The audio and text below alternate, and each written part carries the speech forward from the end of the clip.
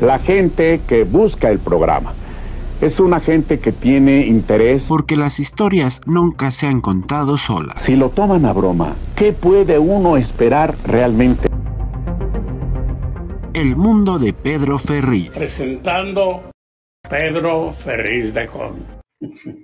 ¿Cómo estás, hija? Buenas tardes. Ay, papacito, hola. Buenas tardes a todos ustedes, querido público. Estamos aquí en un viernes de El Mundo de Pedro Ferriz. Y conste que cuando decimos El Mundo de Pedro Ferriz, no nos referimos a mí, nos referimos a quien nos antecedió en una generación conmigo y en dos contigo. Sí, y para siempre. Y para siempre, porque ahí está el legado de un hombre que en su momento, yo recuerdo haberlo acompañado en muchas ocasiones. Era yo un chamaco muy joven y veía a mi padre hablar ante un público que se dividía en dos. Había gente que iba genuinamente interesada por conocer del fenómeno OVNI, asumiendo que estamos hablando de cuando él empezó a hacer ciclos de conferencias que tenían que ver con los objetos voladores no identificados que se veían en el firmamento, que la gente se preguntaba qué y quería respuestas. La sociedad quería respuestas de gente que supiera o que se hubiese involucrado en el tema, como fue el caso de... Que además el fenómeno OVNI en aquel entonces era toda una locura, siquiera pensar en que hubiera otro tipo de existencias en este plano. Sí. Y el hecho de hablar de los ovnis, para mi abuelo, bueno, pues yo creo que para el mundo, para México, en aquel entonces fue también un boom importantísimo del cual mi abuelo investigó, dedicó su vida, gran parte de su carrera y su pasión. Sí, y eso derivó en que se presentó en la televisión un programa que se llamó Un Mundo Nos Vigila, que incluso fue hasta ironizado por los polivoces, un par de cómicos muy ingeniosos, muy simpáticos, Víctor Trujillo y Eduardo Manzano, no, Enrique Cuenca y Eduardo Manzano, y entre los dos ironizaban a Un Mundo en Vigilia, pero ese Un Mundo Nos Vigila fue, creo, icónico porque puso en la tela de juicio con el auditorio a la existencia de los objetos voladores no identificados. El hombre, decía mi padre, se empezó a centrar en el universo en el que estábamos, partiendo de la base que el centro del universo era la Tierra. Si todo circundaba alrededor de su cielo, veías a Venus darle vueltas a la Tierra, veías al Sol darle vueltas a la Tierra, veías a las estrellas hacer lo mismo, pues entonces hubo un fenómeno que se llamó geocentrismo, o sea, el centro del universo era la Tierra. Tiempo después pasó y Galileo dijo, no, pero no es ni el Sol es el centro del universo, porque después llegamos a pensar que si no era la Tierra, era el Sol el centro de todo. Entonces pasamos del geocentrismo al heliocentrismo. El Sol era el centro. Y pasado el tiempo, llegamos a la conclusión que aquellos que pensaban que el Sol era el centro, era el Dios, era el todo en nuestra existencia, entonces llegamos a la conclusión de que el centro del universo era el hombre. O sea, si no fue mi tierra, si no fue mi sol, entonces el centro de todo soy yo. Sí, durante el Renacimiento, ¿no? También por esas... Ay, se cayó. Por estas épocas. Y la otra que yo quería... Y eso se llamaba antropocentrismo. Ajá. Y nos quedamos en esa dinámica. Y pensamos cuando todavía veo gente que dice, ¡ay, a poco de veras hay civilizaciones! Todavía nos preguntan, todavía, ¿es cierto? Sí. Claro que, a ver, claro, obviamente hay en medio de un cosmos tan infinitamente eterno, que no creo que haya otra forma de decirlo. ¿Cómo no va a haber? Bueno, si nos preguntamos si había vida en Marte y tantas preguntas que en aquel entonces había sobre la mesa, hoy tenemos las respuestas. Y ahora, de mecánica cuántica, yo quería hacer un comentario porque evidentemente mi abuelo, después de haber estudiado tanto el fenómeno OVNI, de haberse adentrado tanto en este mundo pues, de tantas variables y vertientes, se puso a estudiar a sus, ¿qué habrá tenido, pa? ¿70 y tantos, 80 y tantos? Bueno, empezó a estudiar la cuántica desde antes, pero ya se fue a profundidad. Incluso llegó a ir a la Universidad de Buenos Aires a tomar cursos especiales para él, nada más para él. El único alumno era él. Y tenía maestros de la propia Universidad de Buenos Aires que le dieron clases de cuántica, que habrá que definir que la cuántica es la mecánica del microcosmos, del micromundo, de todo aquello que es lo más pequeño de la esencia misma de lo que estamos formados y de lo que está formado, no digo todo el universo, sino la parte material del universo que nos circunda, porque hay dos tipos de energía, una energía oscura y una materia oscura, que representan el 96% del universo como tal, pero que nosotros no podemos percibir. Exacto, y eso es lo que estudia la cuántica. Y pues saca este texto que es una joya, como todos los libros que... Ahí está. Como todos los libros que hacía mi abuelito. Y a Dore se le ocurrió hacer un audiolibro con estas ediciones de mi padre, que iremos eventualmente, si a ustedes les interesa, y así nos lo reflejan como audiencia, pues entonces nosotros seguiremos en la dinámica de leerles. Hay gente que le gusta saber lo que contiene un libro, pero no tiene la disciplina de leer. Para esas personas, o ya no ven, o no se concentran, o vete a saber. Pero después se creó algo que se me hace que es un parteaguas, que es el audiolibro. Hay muchos jóvenes que no leen, pero escuchan, y al escuchar leen, es decir, se enteran de lo que contiene un libro, y esto ha difundido mucho a la cultura. Y por lo mismo, Dore pensó, bueno, pues papá, hagamos un audiolibro que esperamos sea motivo de, incluso solamente lo vamos a leer, vamos a tratar de comentar algunos puntos que dentro de nuestra lectura pudieran merecer una explicación ulterior en caso que la podamos dar. Exacto. Sí, porque hay cosas que nos rebasan, ¿no? Nos rebasan en términos del conocimiento que hasta ahora hay o que hasta ahora tenemos, porque obviamente hay mucho más por encima de nosotros. Ay, sí, y por eso queremos compartir con ustedes este libro, que es una pasión que compartimos. Bueno, yo recuerdo llegar a casa de mi abuelo y verlo leer. Recuerdo a mi papá con un overolcito espantoso que se ponía y verlo en un sillón leyendo. Es una de las pasiones que me heredaron. Y si algo disfrutamos, papi, tú y yo, es compartir los libros. Sí. Nos compramos, siempre que compramos un libro, compramos dos, es uno para mi papá y otro para mí. Y luego, pues a lo largo del libro tenemos nuestro club y los comentamos. Sí, claro. Sí, hay clubes de lectura. Exacto, pero tú y yo tenemos el nuestro. Tenemos un club de lectura de 2 miembros. De 2, sí. Uno es mi hija y el soy yo. Y nos hacemos autopor.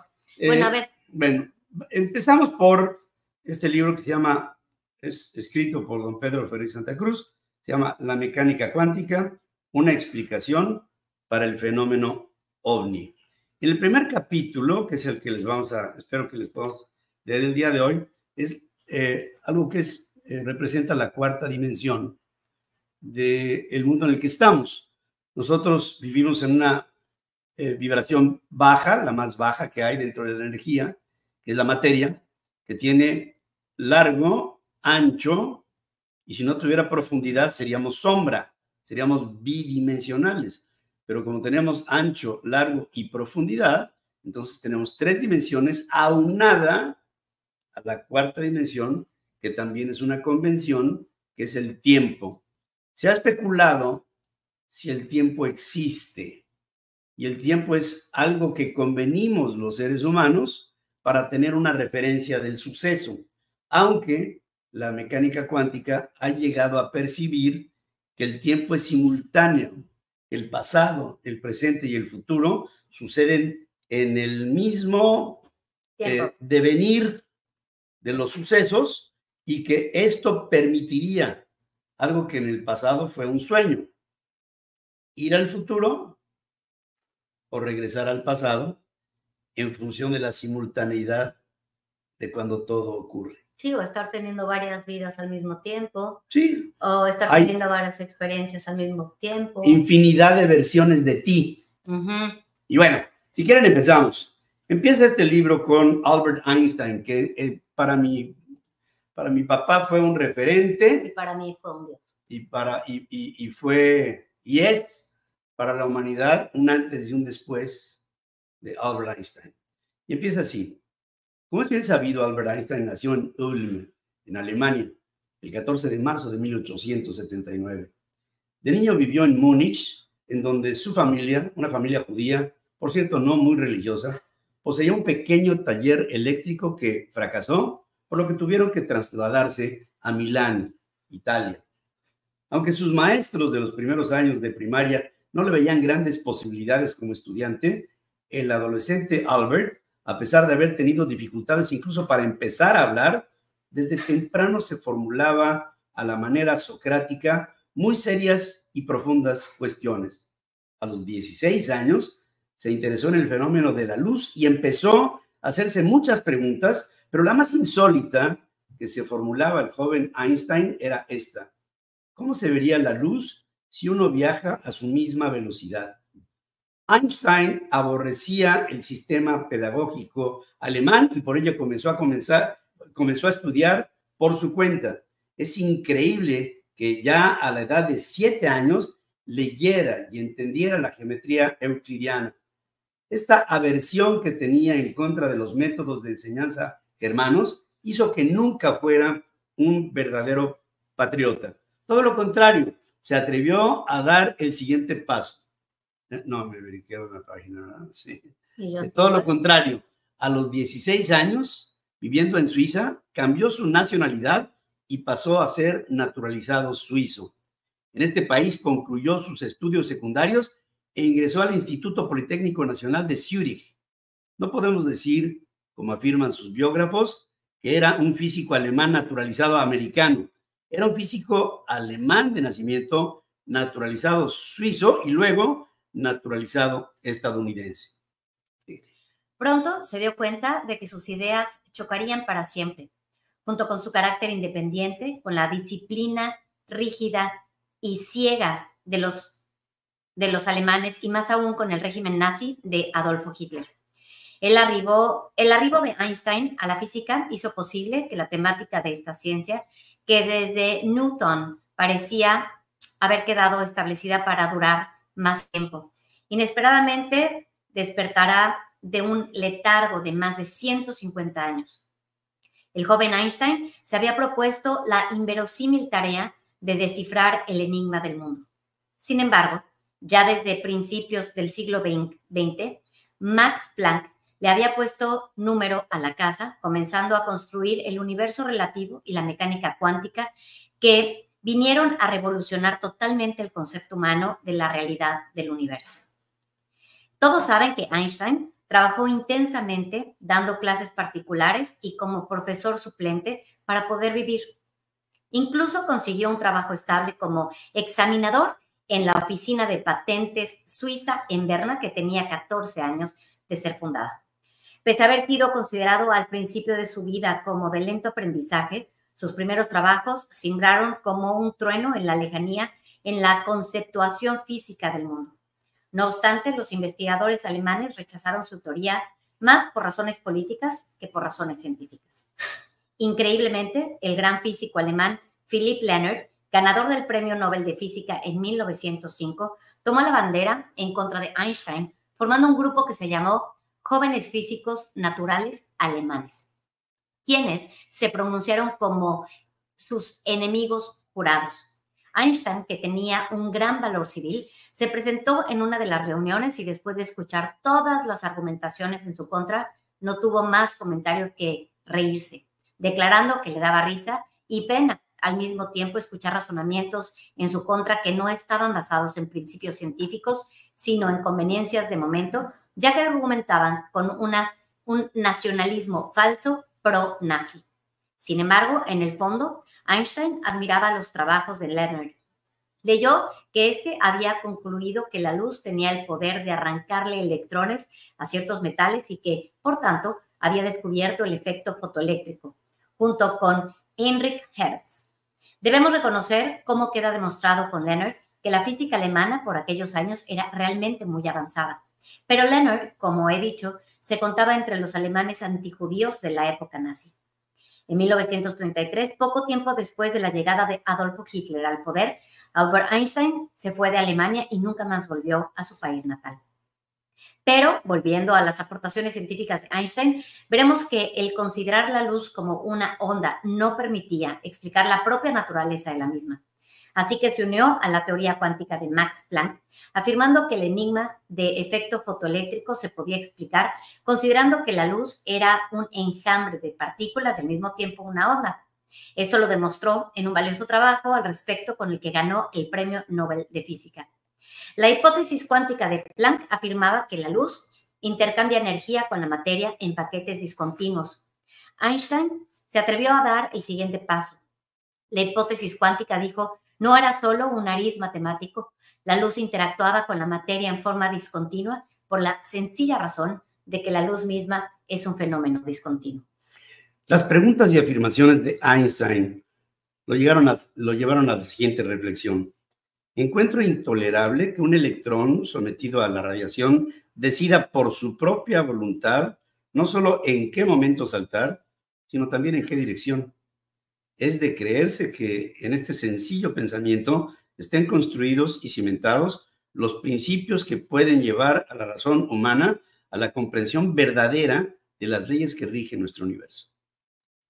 De lo que hasta ahora hemos visto, se desprende que la relatividad especial y general de Einstein no es, a pesar de sus dramáticos resultados, la principal aportación de Albert Einstein al acervo humano. En el orden de aparición de sus trabajos, la teoría especial de la relatividad, en su tercera y gran publicación, tiene el título siguiente, sobre la electrodinámica de los cuerpos en movimiento. La cuarta publicación lleva como título una pregunta muy al estilo de Einstein. ¿Depende la inercia de un cuerpo de la energía que contiene? Desde los tiempos del matemático y físico inglés Isaac Newton, las ciencias habían intentado comprender la naturaleza de la materia y de la radiación. Einstein, en la primavera de 1905, tras haber reflexionado sobre estos problemas durante 10 años, se dio cuenta que la solución no estaba en la teoría de la materia, sino en la teoría de las medidas. En el fondo de su teoría restringida de la relatividad se encontraba el hallazgo de que toda medida del espacio y del tiempo es subjetiva. Esto le llevó a desarrollar una teoría basada en dos premisas. El principio de la relatividad, según el cual las leyes son las mismas en todos los sistemas de inercia de referencia, y el principio de la invariabilidad de la velocidad de la luz, según la cual la velocidad de la luz en el vacío es constante. Para las grandes medidas en el espacio, debemos considerar, según Einstein, las tres coordenadas espaciales: el largo, que les decía, el ancho y la profundidad, más el tiempo. Más el tiempo. Esto es importantísimo. Y la raíz cuadrada de -1, que por cierto, la raíz cuadrada de -1 es un número imaginario. Para tener una verdadera medida adecuada de las grandes distancias, esas fueron sus conclusiones. En su cuarto artículo, Einstein dedujo la famosa fórmula de la historia de la física. Energía es igual a la masa por el cuadrado de la velocidad de la luz. Por lo pronto, querido lector, aquí dejamos el atrevimiento por mi parte de dar un curso explicativo en breves palabras sobre la gigantesca importancia de las aportaciones a la física y a la comprensión del universo de este gran hombre que sentimos como parte de nosotros. Para concluir, hablaremos del profundo pesar que tuvo Einstein después de las explosiones de Hiroshima y Nagasaki. Tanto Einstein como la mitad de los sabios que la fabricaron esperaban tener la bomba atómica a tiempo para aplicarla en contra de Hitler, pero no fue así. Se lanzó en contra de Japón, provocando que a la rendición de Alemania, más de la mitad de los físicos judíos que trabajaron en su construcción renunciaran a su labor, diciendo simplemente que ellos no tenían nada contra Japón. ¿Quieres que siga? Sí. Nos vamos al primer capítulo, es Historia del tiempo, primera parte. No deja de ser un atrevimiento de mi parte considerar que puedo emprender la aventura de tratar de entender este famoso libro de Stephen Hawking, A Brief History of Time. Y le voy a decir a usted por qué. Cuando este libro salió a la venta hace 20 años, se convirtió en el más grande éxito de la librería. Ningún libro científico tuvo antes el éxito sensacional que Historia del tiempo, así se tradujo al español. Logró en cuanto a ventas. Los biógrafos de Hawking hacen hincapié en que este iba a la mitad de su ingente tarea cuando se le diagnosticó la enfermedad de Lou Gehrig, una enfermedad rara conocida como esclerosis lateral amiotrófica, y Hawking describe el momento en unos cuantos renglones diciendo simplemente no tenía caso terminar el libro si me daban 2 años de vida. Pero yo había conocido a una encantadora muchacha llamada Jane Wilde y para casarme con ella necesitaba dinero y para tener dinero debía terminar la obra. No le pongo comillas porque no estoy citando literalmente, solo estoy recordando. Pero el libro fue terminado. Son históricas las discusiones sobre el perfil que debía tener la obra. Sus editores le regresaban legajos enteros, ya corregidos, reclamando que esta parte en especial era demasiado elevada. El texto no tiene una sola ecuación, salvo la famosa de Einstein, E es igual a mc al cuadrado, en donde demuestra que la energía es igual a la masa multiplicada por la velocidad de la luz al cuadrado. Una de las ideas más terribles de la física moderna, perteneciente a la teoría general de la relatividad. Un profundo pensamiento de Hawking se condensa en lo que podría ser epitafio. Dice así: uno tiene que crecer lo suficiente para darse cuenta de que la vida no es justa. Lo único que te queda es hacer todo lo que puedas en la situación en la que te halles. Cuando menos el 85% de quienes hemos tratado de leer este maravilloso libro fundamental para el siglo XX, no lo entendimos. O lo que es peor, creímos entenderlo, pero el concepto era falso. No sé qué es peor, si mi imposibilidad de entender más allá de la página 10 o leerlo todo y creer que lo hemos entendido cuando eso no es cierto. Claro, qué lindo, ¿no? Sí, claro. Sí. Y respetuosamente sugiero que entendamos primero nuestra propia dificultad para prepararnos mejor y poder leerlo y comprenderlo. Tal vez podríamos empezar con las pequeñas biografías de Stephen Hawking cuando escribe el final de su libro. Albert Einstein, así se llama el final de su libro, Albert Einstein y su conexión con la política de la bomba nuclear, la famosa carta que dirigió al presidente Franklin Roosevelt y lo impulsó a construir la bomba atómica y la de Galileo Galilei. ¿Quieres que siga? Es bien conocida cierta extraña coincidencia. Stephen Hawking nació precisamente el 8 de enero de 1942, 300 años después de la fecha exacta de la muerte del gran científico italiano, cumbre de la humanidad, Galileo Galilei. Hecho que hace exclamar al propio Hawking que alrededor de otros 200,000 bebés que nacieron el mismo día. Así que quizá no sea del todo una coincidencia sorprendente. Stephen Hawking nació en plena guerra. La madre de Stephen, Isobel, había llegado a Oxford para que el niño naciera lejos de Londres, víctima de los bombardeos alemanes.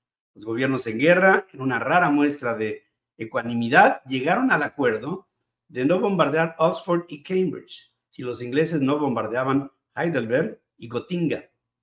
Se había dicho que Hitler había puesto los ojos en Oxford como posible capital de un gobierno mundial después de la guerra y por eso deseaba conservar el esplendor arquitectónico de su bellísima universidad.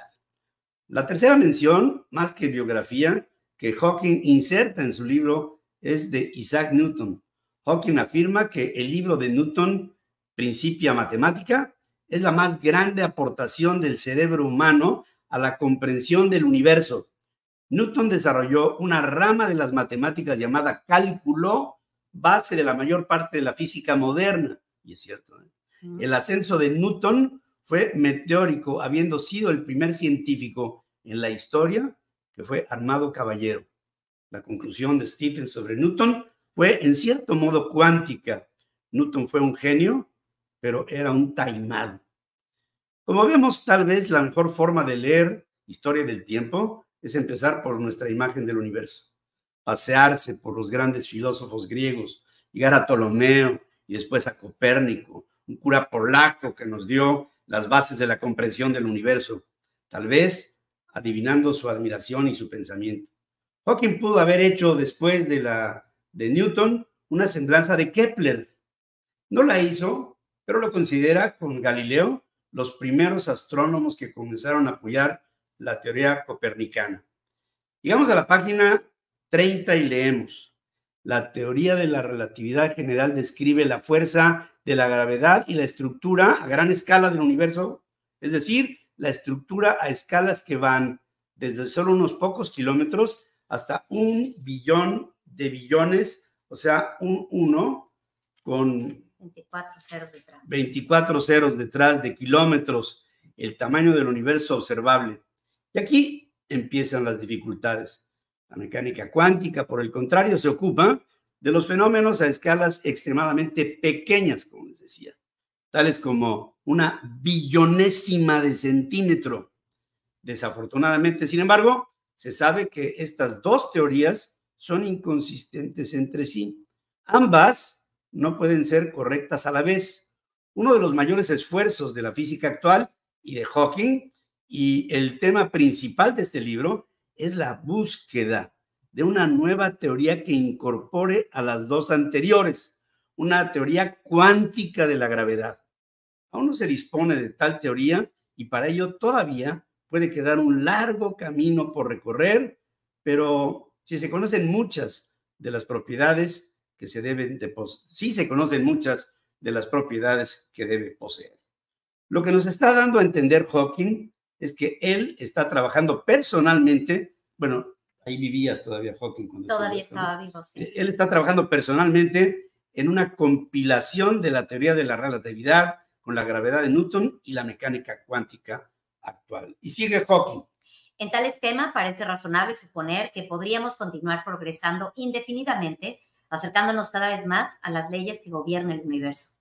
Pero si realmente existiera una teoría unificada, completa, esta también determinaría presumiblemente nuestras acciones. Lo que quiere decir es que la nueva teoría determinaría y regiría el resultado de nuestra búsqueda de ella. Hawking termina el capítulo con estas palabras alentadoras. Dado que las teorías que ya poseemos son suficientes para realizar predicciones exactas de todos los fenómenos naturales, excepto de los más extremos, que es lo infinitamente grande y lo infinitamente pequeño, nuestra búsqueda de la teoría definitiva del universo parece difícil de justificar desde un punto de vista práctico.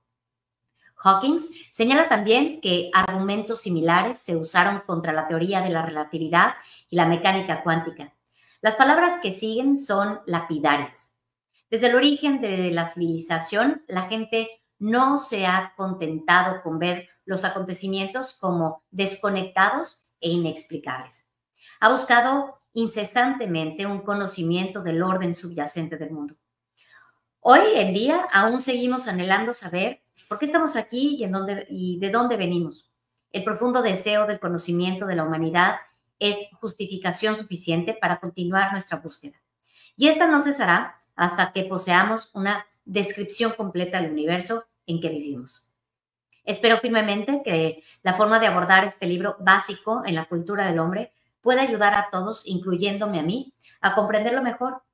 En Historia del Tiempo, que tiene marcadamente el aire de odisea y de drama del Dr. Hawking, nos alerta del futuro surgimiento de la teoría total que puede regir desde lo infinitamente pequeño hasta lo infinitamente grande. Cuando habla don Pedro de la teoría total, eso fue lo que buscó Einstein, no le dio tiempo y murió. Eso fue lo que buscó Hawking y estuvo a punto de obtenerla. Y la teoría total es la integración del macrocosmos con el microcosmos, entendido en función de un tiempo, que es una dimensión constante, pero al mismo tiempo completa, es decir, simultánea, en la que se podría haber, bueno, la idea es que se llegara a una idea que explique el todo, el inicio y podría ser hasta el final de esta realidad que vivimos. Un poco se resuelve en el libro de Dios, la ciencia y las pruebas, ¿no? Cuando se trata de explicar la existencia de todo lo que nos rodea, absolutamente todo, desde los átomos hasta los planetas, es decir, se van a medidas, como tú lo dices, que son hasta imaginarias, y luego a otro tipo de medidas como son universos diferentes en otras dimensiones y se agarran de la teoría de las cuerdas y muchas cosas. Y llegan a Dios. Y llegan a Dios. Pero no llegan a la fórmula. Es decir, no. La fórmula, así como la fórmula de que energía es igual a masa por cuadrado de la luz, no hay una definición que diga todo es igual a esto. Esa es la explicación del todo. Tú dirías, bueno, ¿cómo puedes explicar todo en una fórmula? Bueno, vamos a pensar en una teoría, que ese todo llegó a ser concebido por Dios, o llámale como quieras a Dios, por el creador, porque lo que sí ya es concluyente científicamente en función de lo que tú refieres, es que hay una explicación de que hay un creador de todo. Voy a poner varios ejemplos. Si Mercurio hubiera estado un 1% más lejos de la órbita que circunda al Sol, no podría haber vida en la Tierra. Claro que no, porque todo se descontrola. Todo está correlacionado. Si Júpiter estuviera un 1% más cerca o más lejos de donde está, no podría haber vida en la Tierra por el campo magnético que si la Tierra estuviera a 1 milímetro, y estamos hablando, bueno, y estoy exagerando, lejos de su órbita, tampoco. O si hubiera fíjense, la atmósfera está compuesta por un 21% de oxígeno. Si hubiera 22 en lugar de 21, no habría vida animal. No habría vida animal con un 1% más del oxígeno o menos del 21%. ¿Qué fue lo que pasó con el dióxido de carbono, la existencia de los dinosaurios? En algún momento se alteró la relación, por supuesto. Sí. Se extinguieron. Si la Tierra girara como al principio de la creación del sistema solar, sobre su eje, a 8 horas por vuelta, no habría vida en la Tierra.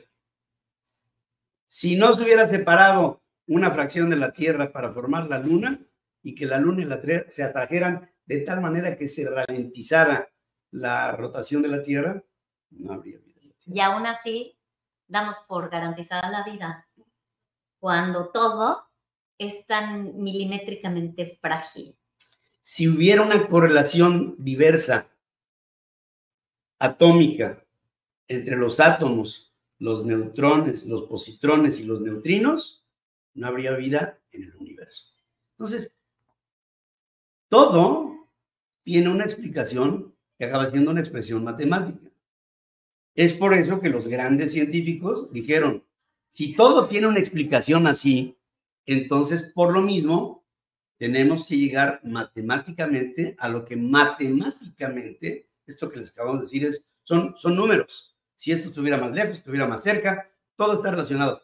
Si todo tiene una explicación matemática, entonces, por lo mismo, ergo, 3 puntos, o sea, por consecuencia, tendría que haber una explicación matemática del todo, que eventualmente explicará la correlación entre el microcosmos y el macrocosmos. Y en esa relación, entonces está lo que dice aquí don Pedro, se tendría que dar una liazón entre un tipo de física universal y un tipo Pero de habría física peligro, micro. o sea, si se descubriera esa fórmula, porque todos sabemos qué fue lo que pasó con las fórmulas de Einstein, se utilizaron para la guerra, para las bombas de Hiroshima y Nagasaki. ¿Qué pasaría si se descubriera esa fórmula, pa? Habría un... Se usaron los principios atómicos para provocar la división del átomo. O sea, la bomba atómica tiene dos posibilidades, la fusión o la fisión. Es decir, el que se junten dos átomos o el que se separe uno. Había diferentes tendencias para que fuera una bomba de fusión, que acabó siéndolo, o una de fisión, acabó siendo de fusión. Pero tanto una como la otra implican una alteración atómica. Por ejemplo, en las estrellas se da un proceso de fisión y de ahí por eso salen los positrones. Pero cuando se emplearon las fórmulas de la energía para la generación de la bomba atómica, no fue por culpa de Albert Einstein. No, es porque estaban investigando. Pero esto es a lo que voy. Pero fue una aplicación que Albert Einstein le advirtió al presidente Truman que no se aplicara para hacer una bomba. Él no quiso. O sea, Albert Einstein Sí, cuando lo contratan para el proyecto Manhattan, porque primero buscaron a Einstein. No lo contrataron, hija. No lo contrataron porque Albert Einstein auspiciaba algunos movimientos comunistas en Europa. ¿Por qué? Porque el comunismo era uno de los enemigos del fascismo. ¿Y de qué había sido víctima Alemania? Del fascismo. Entonces, era lógico que Albert Einstein pudiera apoyar a un movimiento comunista. Tan es así, y esto no lo vemos conscientemente, pero cuando se ganó la guerra a Alemania, entonces le ganó la guerra a Hitler, ¿quiénes estaban aliados? Los capitalistas de los Estados Unidos, los capitalistas de Inglaterra, los capitalistas de Canadá, los capitalistas de Francia y los comunistas de la Unión Soviética. Claro. O sea, había una alianza entre Estados Unidos, entre Washington y Moscú.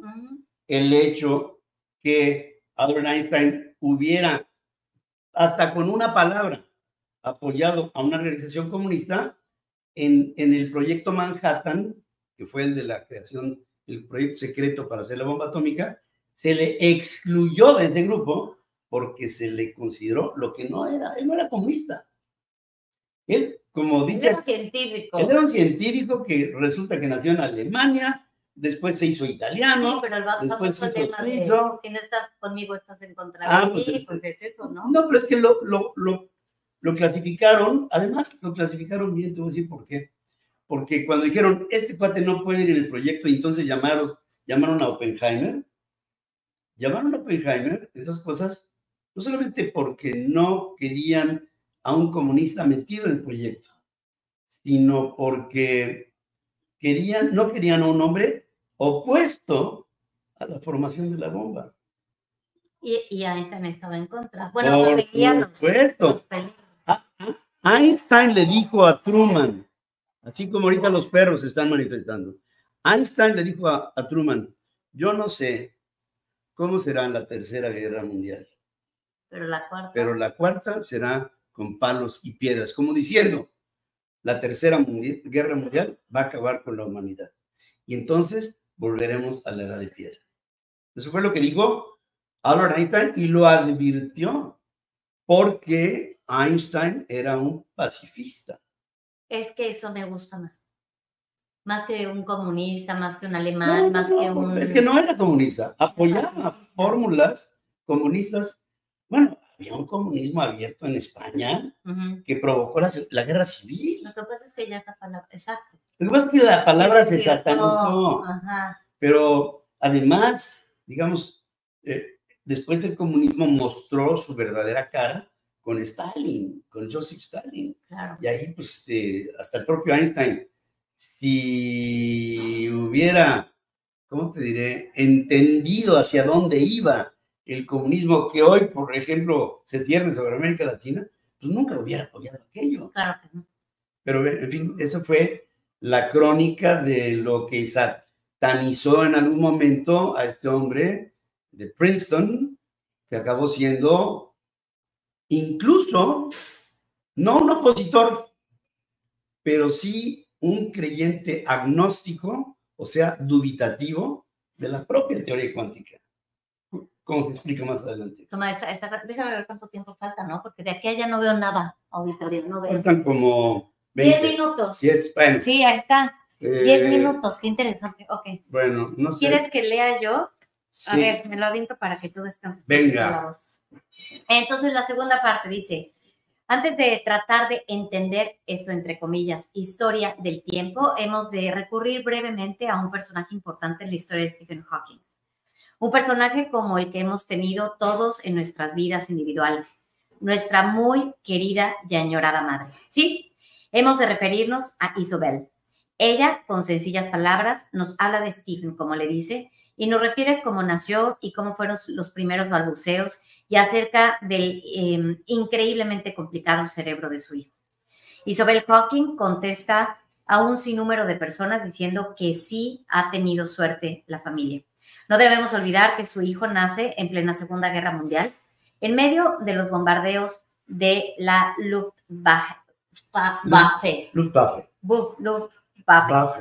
Efectivamente. O sea, la Fuerza Aérea de Alemania. Efectivamente, hemos sido muy afortunados. La gente me pregunta, dice Isobel, si la enfermedad de mi hijo no fue un desastre. Yo le respondo que en aquella época todas las familias tuvimos desastres. La guerra estaba sobre nosotros y a veces escuchábamos las explosiones arriba de nuestra casa y seguíamos cenando. ¡Ay, qué horror! Sí.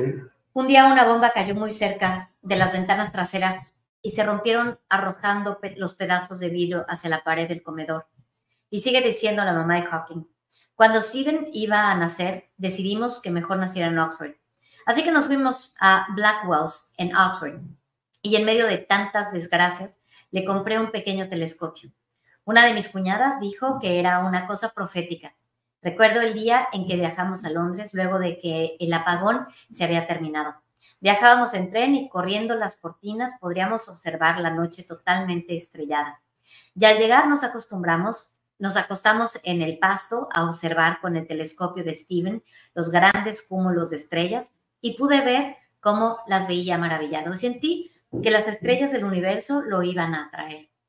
Nosotros, a nuestra vez, nos hemos preguntado, ¿cuándo habrán llegado las primeras grandes preguntas a la inteligencia Hawking? ¿El universo tuvo un principio? Y si así es, ¿qué pasó antes de él? ¿De dónde vino el universo y hacia dónde va? ¿Qué tan real es el tiempo? ¿Llegará algún día a su final? ¿De dónde viene la diferencia entre el pasado y el futuro? ¿Por qué recordamos el pasado pero no el futuro? Algunas personas pueden recordar el futuro.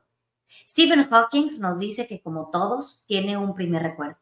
Y dice así, mi primer recuerdo es el de estar empujando una carriola, más bien anticuada, y noté que mi hermana y yo teníamos unas cabezas muy grandes y mejillas rosadas. Isobel dice que se veían diferentes a la gente ordinaria. Un amigo de la familia Basil King expresa, recuerdo haber visitado la casa de los Hawkins varias veces. Era el tipo de lugar en donde si te invitaban a cenar, podías tener una conversación con el joven Stephen, pero el resto de la familia podía estar sentado a la mesa leyendo un libro. Comportamiento no muy aceptado, pero así era la casa de los Hawkins. Eran conocidos como muy excéntricos, gente muy inteligente, pero un poco extraña. Así era toda la familia Hawking, con excepción de Stephen, quien parecía el único miembro normal de la familia, que no puede ser un niño normal. No era muy normal. Mary Hawking, su hermana, dice, creo que una de las cosas curiosas de Stephen era la manera como entraba a la casa. Al norte había un porche, o sea, un techito. Había una ventana dando hacia el jardín y al frente había una larga esquina. Desde ese nivel podía subir al techo principal. Creo que una de las maneras en que Stephen entraba a la casa era a través del techo. Suena conocido. Pero entre paréntesis, así llegaba mi abuelito a su casa. Sí, llegaba de las maneras más extrañas. En la actualidad, Stephen Hawking ha declarado, hablando de sus pensamientos de juventud, que antes del siglo XX se creía que el universo había existido siempre. Esto es fundamental, ¿eh? Había existido siempre. había sido creado más o menos como lo vemos hoy. Es decir, que cuando se creó, desde el principio estaba así, que eso no es cierto. La gente se confrontaba con la idea de que aunque crecieran y murieran, el universo permanecería sin cambios y eternamente. Esta es una falsedad, porque el universo evoluciona. Bueno, esto lo digo yo, ¿no? No, pero eso se supo en los tiempos de Hawking. Los tiempos de Hawking. Dice, a los 12 años, Stephen comenzó a tomar los juegos de mesa terriblemente en serio. Tenía el famoso Monopoly o el Monopolio y le gustaba complicar las reglas del tablero. Y terminó con el hermoso juego llamado Dinastía. Cuando estaba en secundaria, aprendió que la luz de las galaxias lejanas cambiaba al rojo. Esto quería decir que se alejaban de nosotros y que el universo se estaba expandiendo. O sea, cuando va al infrarrojo, las estrellas se van alejando. Más lejos. Y bueno, dice, cuando estaba en la secundaria, ese es el efecto Doppler, así se llama ese efecto de lejanía o cercanía. Pero dice Stephen que eso no lo creyó. Más bien, creía en un universo estático y que siempre había existido y continuaría existiendo para siempre. De joven era sumamente religioso y sabía de memoria muchos pasajes de la Biblia, cosa que no sucede en la actualidad. Lo que sorprende mucho es que cuando la familia Hawking se fue a la India, Stephen vivió en la casa de unos amigos. Era la casa de Derek Pawnee. Pensamos que sería bueno, dice Pawnee, que tomara clases de baile escocés en la tarde, así que compramos algunos discos y un libro de cómo bailar. Para tomar las clases, Stephen insistió en vestirse con saco y corbata y seguir todos los movimientos. Lo tomó muy seriamente porque le encantaba bailar. El grupo de estudiantes hacía a menudo reuniones con cerveza para juntar a viejos y nuevos alumnos y formar el club de remo. La cuestión era que Stephen quiso hacerla de timonel desde el primer día. El timonel es por lo regular una persona más bien estudiosa, pero a él le consideraban más tipo aventurero. Un estudiante recuerda que estaba con él en el grupo y podía verlo concentrado pensando cosas a diferentes niveles. Stephen era muy ágil de joven. Algunos dicen que subiendo a un árbol se dio cuenta de que sus manos le eran menos útiles de lo que había sido, pero no dijo nada. Robert Berman, un estudiante de la época, decía, me di cuenta de que solamente íbamos a la misma clase, vivíamos en la misma calle, pero éramos de diferentes planetas. Existe un cierto paralelismo entre Stephen Hawking y Albert Einstein, pues de muy joven Einstein se preguntó, ¿qué pasaría si yo viajara en un rayo de luz? Y Stephen se preguntaba, ¿el universo tuvo un principio y tendrá un final? Ya hemos visto cómo Hawking se dio cuenta de que le había empezado la terrible esclerosis lateral amiotrófica que paralizó casi todas sus neuronas motoras. Conste que motoras, no cerebrales, ¿eh? Prácticamente quedó solo con sus pensamientos y en camino de llegar a lo que llaman la teoría total. Camino, mas no llegó. Lo que sucederá cuando pueda unificar la teoría de la gravedad de Newton, la teoría de la relatividad de Einstein, la mecánica cuántica de Max Planck, de Niels Bohr y de Werner Heisenberg. Ahí es en donde se daría este principio. Hawking, en la profundidad de su mente, pregunta, ¿cómo podríamos distinguir si el universo real ha comenzado con un Big Bang o no? Y si hubiera muerto si leía el libro. Sí, claro. Y también predice la teoría de la relatividad general que nuestro universo debería haber tenido un Big Bang, un principio del tiempo. La respuesta de Hawking llega a través de una aproximación completamente diferente, iniciada en colaboración con el físico y matemático inglés Roger Penrose, usando el modo en el que los conos de luz se comportan en la relatividad general, junto con el hecho de que la gravedad siempre atrae. Demostró que una estrella que se colapsa bajo su propia gravedad está atrapada en una región cuya superficie se reduce con el tiempo a tamaño cero. Y si la superficie de la región se reduce a cero, lo mismo debe ocurrir con su volumen. Toda la materia de la estrella estará comprimida en una región de volumen nulo, de tal forma que la densidad de la materia y la curvatura del espacio-tiempo se harían infinitas. En otras palabras, se obtiene una singularidad contenida dentro de una región del espacio-tiempo llamada agujero negro.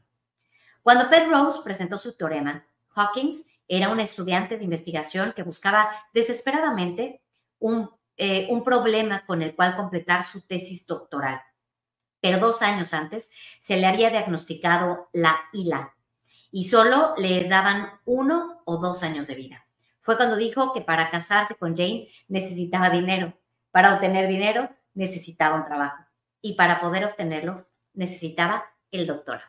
Y para casarse obtuvo el doctorado. Pero aquí estamos hablando de un hombre que conceptualizó de una manera que después se ironizó. Este Big Bang es la ironía que le rebautiza un físico que después se dio cuenta de su error, porque al decir, no puede ser que todo empiece con un Big Bang, y ese Big Bang fue y es la base de cómo se le conoce al principio del todo, en esta reducción al cero absoluto, porque tú dices, ¿cómo de la nada nace todo? Nace todo. Es que la nada estaba contenida. Comprimida. Y estaba en Y te voy a decir algo, digo, a lo mejor adelantándome, pero en función del tiempo que ya se nos... Hablando del tiempo, ¿no? Hablando del tiempo que no existe. Adiós, que ¿para qué nos preocupamos? ¿Para qué nos preocupamos? Fíjense que hay una teoría física de este año en la que dice que todo el universo podría ser solamente un electrón. Crazy. Es totalmente loco. Imagínate dentro del electrón. Pues es la teoría evolutiva más avesada, más atrevida de la historia del pensamiento humano. Pero, que todo fuera solamente el electrón. Pero eso es lo que amo de la ciencia. Sí, todas las preguntas que se hace la ciencia tienen que partir de la locura. Sí, y además terminemos esto con una frase de Benedetti que me encanta, el otro día lo usé en un video, que dice, cuando pensé saber todas las respuestas, me cambiaron todas las preguntas. Y esto está haciendo ahora, cuando pensamos que habíamos llegado a la base del conocimiento de lo que es el universo, pareciera que el universo nos está cambiando todo el juego. Es decir, no cambian las reglas del juego, cambia el juego. Y esto lo veremos en el futuro. Ay, papi, qué padre. ¿A poco no estuvo bien padre este programa de hoy? Sí. Adentrarnos en el pensamiento de mi abuelito. ¿Y qué era? He de decirlo por... Y luego el tuyo. Fíjense, en mi muy pobre juicio, cuando más adelante desarrolla parte de su entendimiento, de su interpretación de lo que decían los grandes físicos, llegó a la conclusión de que mi jefe era un autodidacta genial. Porque conoció principios, entendió principios matemáticos que verdaderamente no tenía por qué verlo. Y lo menciona en la primera parte, donde dice, claro, todos leímos el libro de Stephen Hawking y hacemos como que lo entendimos y no lo entendimos nada. Claro. Entonces tienes que regresar para entender eso, las preguntas, la explicación y todo. Bueno, pues querido auditorio, gracias. Gracias por, esperamos que... Gracias por acompañarnos en lo que aspiraban. Ahora lo que pensamos es que esto nos obliga para que el próximo viernes pues le sigamos, ¿no? Y sigamos hablando de los grandes pensadores que a veces por su grandeza es difícil acomodar nuestros pensamientos conceptuales a ese enorme concepto que a veces no podemos interpretar con la certeza, pero necesitamos también la humildad que dice mi padre al principio del libro de la historia del tiempo. Dice, es horrible acabarlo de terminar sabiendo que no entendiste nada. Y aparte ya pensaba, esa es la descripción perfecta de Tati. Sí, de verdad. Enorme sensatez. Sí. Bueno, pues muchas gracias. Que tengan ustedes un buen viernes. Hoy es viernes, el corpachón lo sabe y la próxima semana, Dios mediante, estaremos con ustedes. Si allá el de arriba no dispone de otra cosa. Gracias y buenas tardes. Gracias, papi. Gracias, auditorio. Hasta la próxima, el lunes. La gente que busca el programa es una gente que tiene interés. Porque las historias nunca se han contado solas. Si lo toman a broma, ¿qué puede uno esperar realmente? El mundo de Pedro Ferriz. Muchas gracias a todos.